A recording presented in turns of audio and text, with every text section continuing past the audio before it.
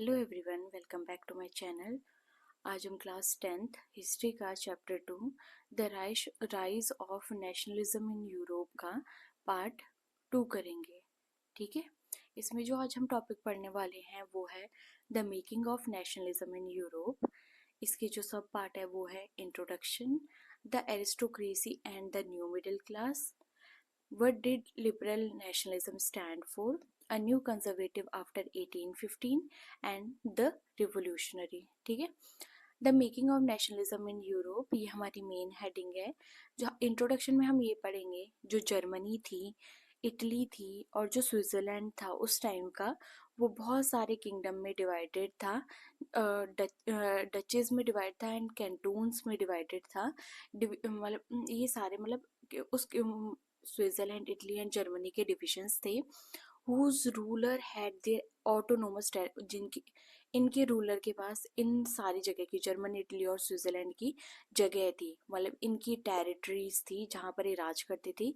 Eastern and central Europe और under autocratic monarchies. Eastern and जो central Europe था वो ऑटोक्रेटिक मोनार्कीज के पास था, मतलब ऐसे राजा जो सुप्रीम पावर पे बैठे हुए हैं with in the territory of which leave diverse people. और इसकी इन जगहों के अंदर, ठीक है, बहुत सारे डिफरेंट डिफरेंट लोग रहते थे। और जो ये लोग थे अपने आप को सेम नहीं समझते थे। शेयरिंग कि हम कोई, हमारी कोई कलेक्टिव आइडेंटिटी नहीं है, ना ही हमारा कोई कॉमन कल्चर है।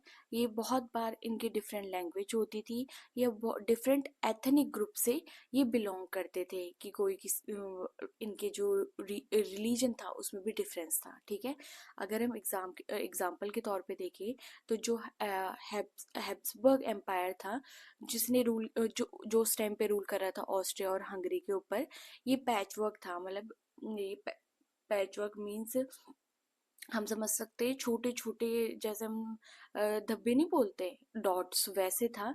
इसमें डिफरेंट रीजन्स का और पीपल का। ठीक है, it include alpine region, the Tyrol, Austria, Sudetenland, Bohemia, where autocracy और प्रीडोमिनेटली जर्मन स्पीकिंग, जहाँ पर जो पावर में थे वो ज़्यादातर जर्मन बोलते थे।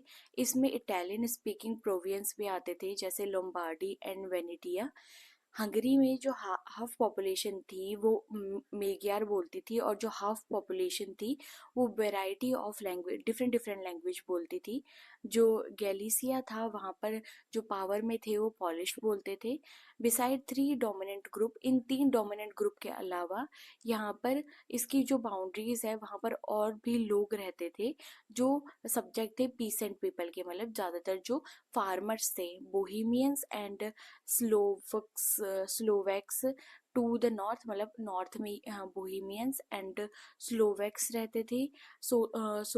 सोलविनीज कार्नियोला एंड ये सोलविनीज कार्नियोला में, क्रोट्स ये रहते थे साउथ में, एंड जो रोमन्स थे वो रहते थे ईस्ट इन ट्रांसिल्वेनिया। ठीक है, मतलब यहाँ पर ये बोला गया है कि जर्मनी में इतने डिवीजन के बावजूद भी कुछ जो बाउंड्री पे लोग रहते थे वो ज़्यादातर फार्मर्स थे, और उनके बीच में भी डिविजन्स देखने को मिलते थे। ऐसा इन डिफरेंसेस की वजह से इनमें सेंस ऑफ पॉलिटिकल यूनिटी कभी नहीं आई। सेंस ऑफ पॉलिटिकल यूनिटी मतलब कि हम सब साथ में आ जाए, ये यूनिटी उनमें कभी नहीं आई। The only tie binding to diverse group together, जो एक टाई था जो इन सब लोगों को बांध रहा था, वो ये क्या था कि ये सिर्फ एक कॉमन एम्पायर के क्या है, अलायंस है, मतलब उनकी प्रॉपर्टी है कॉमन एम्पायर के, इनका जो एम्पायर है वो सेम है। ठीक है, the aristocracy and the new middle class. Second, socially and politically a landed aristocracy was the dominant class। जो landed aristocracy थी, जिनके पास ज़्यादा लैंड होती थी, ठीक है, वो ज़्यादातर डोमिनेंट क्लास थी यहाँ पर। The member of this class were, जो इस क्लास के मेंबर थे वो यूनाइटेड थे, क्योंकि इनकी जो वे ऑफ लाइफ था वो कॉमन था। एंड दैट कट अक्रॉस, जो इनके रीजनल डिविजन्स थे उनको ये, मतलब जो इनके बीच में जीने का एक कॉमन तरीका था, उसकी वजह से जो इनके बीच में डिविजन्स आते थे वो मैटर नहीं कर पाते थे। इनके पास ई स्टेट्स होते थे कंट्री साइड्स में, और टाउन हाउसेज होते थे। ठीक है, किसके पास, लैंडेड एरिस्टोक्रेसी के पास। दे स्पोक, ये ज़्यादातर फ्रेंच बोलते बोलते थे for purpose of professional work के लिए एंड हाई सोसाइटी में, ठीक है। मतलब जब ये लोगों के बीच में बैठे हैं या काम कर रहे हैं तो मेन जो इनके बीच में लैंग्वेज बोली जाती है वो फ्रेंच है। देयर फैमिली वर, ज़्यादातर इनकी जो फैमिली है वो मैरिज टाई की वजह से कनेक्टेड रहती है। This powerful aristocracy was numerically small group. ज़्यादातर जो ये पावरफुल एरिस्टोक्रेसी है, मतलब जो ये पावर में लोग बैठे हुए हैं, ये ज़्यादातर छोटे ग्रुप थे, कम नंबर में थे। जो मेजोरिटी ऑफ पॉपुलेशन थी वो क्या थी, पीसेंट्री थी, फार्मर्स थे। To the west the bulk of land was farm by tenants. अगर हम वेस्ट में देखें तो जो ज़्यादा बल्क ऑफ लैंड है, ज़्यादा मास ऑफ लैंड है, वो टीनेंट्स जिनको रेंट पे दिया जाता है वो करते हैं, या जो स्मॉल ओनर है वो उसमें फार्मिंग करते हैं। While in eastern and central Europe, अगर हम ईस्टर्न एंड सेंट्रल यूरोप की तरफ देखें तो जो पैटर्न ऑफ लैंड होल्डिंग है वो वास्ट ईस्टेट के बेस पे कैरेक्टराइज है, मतलब अलग अलग पैटर्न है यहाँ पर। विच वॉज, यहाँ पर जो कल्टिवेशन करते थे ये वो सर्फ्स करते थे, और इन सर्फ्स का मतलब ऐसे लोग जिनको फोर्सफुली उस लैंड में काम करवाया जा रहा है वो लोग यहाँ पर काम किया करते थे। अगर हम वेस्टर्न एंड सेंट्रल यूरोप के पार्ट देखें, the growth of industrial production and trade mean the growth of town. मतलब अगर ग्रोथ ऑफ इंडस्ट्री, जो इंडस्ट्री का प्रोडक्शन हो रहा है, इंडस्ट्री में प्रोडक्शन हो रहा है या ट्रेड हो रहा है, उसमें अगर ग्रोथ हो रही है तो इसका मतलब क्या है कि जो टाउन का क्या हो रहा है, ग्रोथ हो रहा है। इसकी वजह से एक नई कमर्शियल क्लास आई जिसका जो एग्जिस्टेंस था वो किस पे बेस्ड था कि आखिर मार्केट में कितना ज़्यादा प्रोडक्शन हो रहा है, ठीक है। इंडस्ट्रियलाइजेशन बिगिन, जो इंडस्ट्रियलाइजेशन था मीन्स इंडस्ट्रीज बनना, इंडस्ट्रीज के प्रोडक्ट का यूज़ होना, वो इंग्लैंड में 18 सेंचुरी के सेकेंड हाफ में हुआ। और अगर हम फ्रांस और जर्मनी के पार्ट्स की बात करें तो ज़्यादातर ये 19 सेंचुरी के टाइम पे हुआ। In its wake new social group came in to begin, मतलब जब ये इंडस्ट्रियलाइजेशन चल रहा था तो एक नया सोशल ग्रुप आया जिसमें ये थे, वर्किंग क्लास पॉपुलेशन थी, मिडिल क्लास थे, जिसमें कौन कौन लोग थे, इंडस्ट्रियलिस्ट थे, बिजनेसमैन थे एंड प्रोफेशनल थे। मतलब यहाँ पर ये बोला जा रहा है कि एक नई कमर्शियल क्लास आई जिसका नाम था मिडिल क्लास, ठीक है। और वो उसमें लोग क्या थे, वर्किंग क्लास लोग थे, ठीक है। यहाँ पर इंडस्ट्रियलिस्ट थे, बिजनेसमैन थे, प्रोफेशनल्स जैसे लॉयर हो गए, ठीक है। It was among the educated liberal middle class that idea, यहीं पर जो ये एजुकेटेड और लिबरल मिडिल क्लास है यहीं पर आइडिया आया नेशनल यूनिटी का। और यही और इन्होंने फॉलो किया एबॉलिश, जो ये एरिस्टोक्रेसी है, पावरफुल जो मेन हेड है उसके पास सारी पावर, इसका इन्होंने एबॉलिशन किया एंड एरिस्टोक्रेटिकल प्रिविलेज गेन पॉपुलैरिटी। मतलब जो ये किंग वगैरह है जिनके पास एब्सोल्यूट पावर है, इनको क्या करना चाहिए, हमें एबॉलिश करना चाहिए। यहीं से ये चीज़ें क्या हुई, पॉपुलर हुई, ठीक है। What did liberal nationalism stand for, idea of national unity in early. अगर हम नेशनल यूनिटी की आइडिया की बात करें तो 19th century Europe were closely allied to the ideology of liberalism.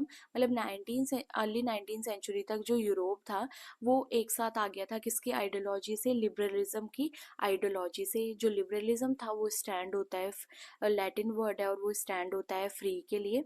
For middle class liberalism, अगर हम मिडिल क्लास की बात करें तो लिबरलिज्म का मतलब है freedom for individual and equality of all before the law. मतलब एक इंसान की खुद की फ्रीडम और सबको इक्वलिटी मिलनी चाहिए लॉ के हिसाब से। सिंस द फ्रेंच रिवोल्यूशन के टाइम से जो लिबरलिज्म थे वो एंड ऑफ वो एरिस्टोक्रेसी, मतलब जो सुप्रीम पावर है उसके खिलाफ थे। एंड क्लैरिकल प्रिविलेजेस, ऐसे लोग जिनको जैसे क्लर्जी, नोबेलिटी, जिनको पहले से ही कुछ बर्थ राइट है उनके खिलाफ थे। अ कॉन्स्टिट्यूशन एंड रिप्रेजेंटेटिव, वो चाहते थे एक कॉन्स्टिट्यूशन बने और जो रिप्रेजेंटेटिव गवर्नमेंट है, जो लोगों ने चुनी गवर्नमेंट है, वो आए पार्लियामेंट के थ्रू, ठीक है। 19th सेंचुरी में जो लिबरल्स थे वो स्ट्रेस कर रहे थे द इनवायलेबिलिटी ऑफ प्राइवेट प्रॉपर्टी, मतलब कि यहाँ पर प्राइवेट प्रॉपर्टी का कोई, मतलब प्राइवेट प्रॉपर्टी नहीं होनी चाहिए, ठीक है। नेक्स्ट है voting right during French revolution, ये हमने 9th क्लास में भी पढ़ रखा है कि इक्वलिटी डिड नॉट नेसेसरी, मतलब अगर इक्वलिटी बिफोर लॉ है तो इसका ज़रूरी मतलब ये नहीं है कि सबको यूनिवर्सल सफरेज मिले, राइट टू वोट मिले। जब फ्रेंच रिवोल्यूशन था तो right to vote was only, तो राइट टू वोट उन्हीं लोगों को, उन्हीं मेंस को दिया जाता था जिनके पास प्रॉपर्टी हो, और जो जिनके पास प्रॉपर्टी नहीं है और वुमेन्स है उनको राइट टू वोट नहीं दिया जाता था। एक ब्रीफ टाइम के लिए जब जैकोबिन आया, सिर्फ उसी ने एडल्ट मैन को भी क्या राइट टू वोट दिया। जब नेपोलियनिक कोड आया तो फिर उसने जो राइट टू वोट था उसको लिमिट कर दिया। उसने वुमेन की जो पोजीशन थी उसको रिड्यूस करके बोल दिया कि ये माइनर्स है, ये सबसे नीचे हैं, और ये किसके सब्जेक्ट हैं, मतलब इन पे किसका रूल या किसकी पावर चलेगी, किनकी अथॉरिटी चलेगी, इनके फादर एंड हस्बैंड की, ठीक है। Throughout 19 and early 20th century जो वुमेन थे और जो नॉन प्रोपर्टाइज मैन थे, ये डिफरेंट डिफरेंट मूवमेंट करते रहे ताकि इनको भी क्या मिल सके, इक्वल पॉलिटिकल राइट मिल सके। जो इकोनॉमिक स्फेयर था, उसमें जो लिबरलिज्म था वो किसके लिए खड़ा होता था कि freedom of market, abolition of state impose restriction, कि मार्केट सबके लिए एक जैसा हो, जो इस स्टेट एक स्टेट की कंट्री के बीच में इतने सारे जो हमारे पास रिस्ट्रिक्शंस है वो ख़त्म हो। रिस्ट्रिक्शन किस पे, movement of good and capital, जो हमारा सामान जा रहा है उस पे और जो पैसा है उस पे। This was main demand of, यही मेन डिमांड थी जो मिडिल क्लास थी उसकी, क्योंकि ज़्यादातर जो यहाँ के लोग थे वो इंडस्ट्रीज पे डिपेंड करते थे। अगर हम एग्जांपल ले जर्मन स्पीकिंग रीजन का, ड्यूरिंग नेपोलियन एडमिनिस्ट्रेटिव मेजर, जब नेपोलियन का टाइम था और वहाँ पर ये एडमिनिस्ट्रेटिव मेजर हुआ, he created out countless small principalities a confederation of 39 state. उसने क्रिएट आउट अ काउंटलेस, उसने काउंटलेस स्मॉल प्रिंसिपैलिटीज अ कॉन्फेडरेशन, मतलब यहाँ पर उस टाइम पे 39 स्टेट थे सिर्फ जर्मन के अंदर। ईच ऑफ दीज पॉजिट्स, यहाँ पर हर एक स्टेट की अपनी करेंसी थी और खुद के वेट एंड मेजर थे। अगर एक मर्चेंट 1833 में हैम्बर्ग से न्यूरेनबर्ग जा रहा है अपनी जो गुड्स है, अपना जो सामान है उसको सेल करने, तो उसको 11 कस्टम बैरियर्स से पास होना पड़ता था एंड पे ए custom duty of about 5% at each one of them. और जब ये 11 कस्टम ड्यूटीज को बैरियर को पार कर रहा है तो वहाँ पर इसे 5% अलग अलग जगह पे करना पड़ता था। ड्यूटीज जो थी हमें ज़्यादातर वो हाई होती थी, और किसके अकॉर्डिंग पे होती थी, वेट एंड मेजर के अकॉर्डिंग पे होती थी कि आखिर उनके गुड्स का जो वेट है और मेजरमेंट है वो क्या है। हर रीजन की अपनी वेट एंड मेजर था, एंड इसकी वजह से बहुत बार जो कैलकुलेशन होती थी उसमें कैलकुलेट करने में बहुत ज़्यादा टाइम लग जाता था। अगर हम देखें, अगर हम मेजर ऑफ क्लोथ की बात करें, for example was the ell which is region stood for a different length, यहाँ पर उसकी जो यूनिट थी वो एली थी। Ell of textile material brought in Frankfurt would get you, अगर हम ell textile material brought in Frankfurt, ell which is each region, यहाँ पर अगर हम बोले कि जो एली ऑफ टेक्सटाइल मटेरियल अगर हमने फ्रैंकफर्ट से ख़रीदा है तो हमें 54.7 सेंटीमीटर ऑफ क्लोथ मिलेगा, मेंस में 55.1 सेंटीमीटर, न्यूरमबर्ग में 65.6 सेंटीमीटर एंड फ्रेबर्ग में 53.5 सेंटीमीटर।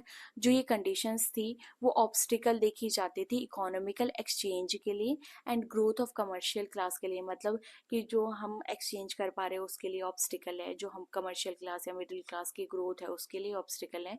वो आर्ग्यू फॉर क्रिएशन, इसीलिए इन्होंने बोला कि economic territory, unified economic territory uniform बना दी जाए ताकि हमारे लिए जो मूवमेंट ऑफ गुड्स है एंड पीपल एंड कैपिटल है वो क्या हो पाए, ईजी हो पाए, ठीक है। अ कस्टम यूनियन जोवेरेन 1834, इसीलिए 1834 में कस्टम यूनियन बनाई गई जोलविरेन, ठीक है।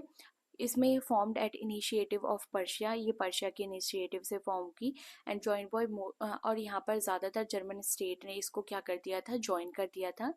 जो ये यूनियन थी इसने एबॉलिश किया ट्रैफिक बैरियर्स को एंड जो reduce the number of currency को 30 से लेके 2 तक रिड्यूस कर दिया। The creation of network of railway, जब यहाँ पर रेलवे बन रहा था उसकी वजह से जो मोबिलिटी है, मोबिलिटी का मीन्स एक जगह से दूसरी जगह जाना, harnessing economic interest to national unification, जिसकी वजह से फिर ये आया कि हमें नेशन को क्या कर देना चाहिए, यूनिफाइड करना चाहिए। A wave of economic nationalism strengthen the, जो इकोनॉमिक नेशनलिज्म की वेव आई थी, इसकी वजह से जो sentiment growing at the time, जो नेशनल सेंटिमेंट उस टाइम लोगों के बीच में ग्रो कर रहे थे, वो और ज़्यादा बढ़े। A new conservatism after 1855. After the defeat of Napoleon in 1815, European government were derived by a spirit of conservatism. मतलब जब नेपोलियन को इन्होंने 1851 में हरा दिया था, तो जो यूरोपियन गवर्नमेंट थी वो क्या उनके अंदर एक भावना दौड़ रही थी जिसका नाम था कंजर्वेटिज्म। अब जो कंजर्वेटिव्स थे वो बिलीव करते थे स्टैब्लिश ट्रेडिशनल इंस्टीट्यूट, कि हम ट्रेडिशनल इंस्टीट्यूट बना देते हैं और स्टेट एंड सोसाइटी लाइक, और सोसाइटी बना देते हैं मोनार्की की तरह, जैसे किंग रूल में चलती थी वैसे। The church social hierarchies property and family should be preserve, मतलब जो भी हमारी ये सोसाइटी है, जैसे मोनार्की, द चर्च, जो प्रॉपर्टी है, फैमिली, ये सबको प्रिजर्व करना चाहिए। लेकिन ज़्यादातर कंजर्वेटिव ये नहीं चाहते थे कि वो जो पहले की सोसाइटी है, प्री रिवोल्यूशनरी डे से पहले की सोसाइटी है, वहाँ पर हम वापस रिटर्न करें। Rather they realise from the change initiated by Napoleon, लेकिन उन्होंने ये रियलाइज़ किया जब उन्होंने नेपोलियन के जो इनिशिएटेड चेंज है उनको देखा कि जो मॉडर्नाइजेशन है could in fact strengthen traditional institution, उसने कि जो मॉडर्नाइजेशन है उसकी वजह से जो हमारे ट्रेडिशनल इंस्टीट्यूशंस है मुनार की जैसे, वो ज़्यादा बढ़ स्ट्रेंथ हो सकते हैं। स्ट्रेंथ मतलब ज़्यादा पावरफुल हो सकते हैं। It could make state power more effective, इसकी वजह से जो स्टेट पावर है वो बहुत ज़्यादा इफेक्टिव हो सकती है, काम कर सकती है और स्ट्रॉन्ग बन सकती है। यहाँ पर a modern army, an efficient bureaucracy, dynamic economy, the abolition of feudalism and serfdom could strengthen the autocratic monarchies of Europe. इन्होंने बोला अगर हम मॉडर्न आर्मी बना दे, एक एफिशिएंट ब्यूरोक्रेसी एडमिनिस्ट्रेशन बना दे, डायनेमिक इकोनॉमी बना दे, और जो फ्यूडल लॉज वगैरह को एबॉलिश कर दे, जो सर्फडम है, जिन लोगों को ज़बरदस्ती काम करवाया जा रहा है, अगर हम ये सारे हटा दे तो इसकी वजह से जो हमारे ऑटोक्रेटिक मोनार्कीज है यूरोप की वो और ज़्यादा पावरफुल हो जाएगी। ट्रीटी ऑफ वियना ऑफ 1815, यहाँ पर 1815 में जो रिप्रेजेंटेटिव थे यूरोपियन पावर जैसे Britain, Russia, Persia and Australia, जिन्होंने नेपोलियन को एक साथ मिलके हराया था, वो वियना में मिले ताकि वो सेटलमेंट बना सके यूरोप के लिए। ठीक है, जो कांग्रेस थी इसको होस्ट किया था ऑस्ट्रियन चांसलर ड्यूक मेटरनिच ने किया था। The delicate drew up treaty of Vienna of 1815, जो ये डेलीकेट थे इन्होंने ट्रीटी ऑफ वियना ऑफ 1815 बनाई थी। इनका ऑब्जेक्ट था कि undergo most of the changes that had come about in Europe during, मतलब कि हम सारे जितने भी चेंजेस नेपोलियन के वॉर के टाइम पे आए हैं यूरोप में, या नेपोलियन ले के आया, उनको हम ऑब्जेक्ट करें ताकि उनमें चेंजेस ला सके। जो बर्बन डायनेस्टी थी लुई 16 वाली, उसको वापस रिस्टोर कर दिया गया।